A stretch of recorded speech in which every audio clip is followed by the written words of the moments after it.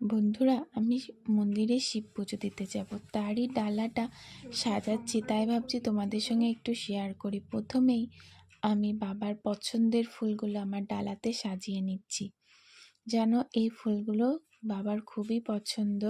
আর এটা হলো ফল, এটাও আমি বাবার মাথায় চড়াবো।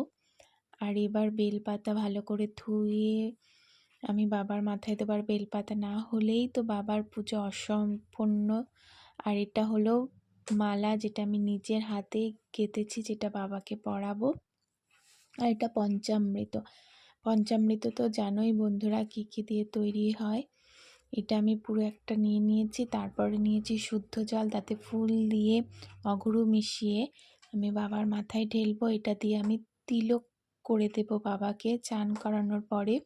আর ভস্ম, বাবা তো ভস্ম মেখে থাকে, প্রথমেই বাবাকে ভস্ম মাখিয়ে তারপরে বাবার পুজো শুরু করব।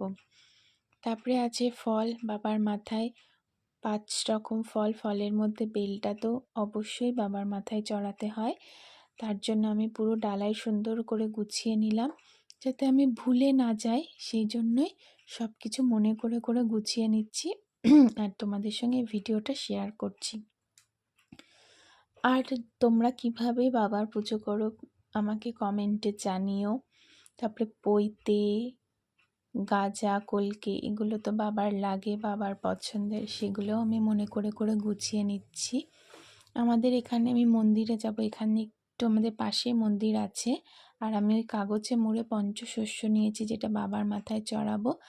আর ঘি দিয়ে মাটির প্রদীপ নিয়েছি, যেটা দিয়ে বাবাকে আরতি করব। এইভাবেই আমি শিবরাত্রি করি।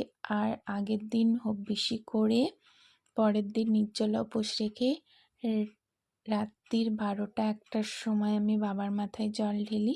আর এখানে আমাদের মন্দিরে অনেক আনন্দ হয়, অনেকে থাকে, আমরা সবাই মিলে বড়ই মজা করি। আর সব শেষে বাবাকে একটু মিষ্টি দেব, সেটাও গুছিয়ে নিচ্ছি। তোমরা কমেন্টে বলো ভিডিওটা আমার কেমন হয়েছে।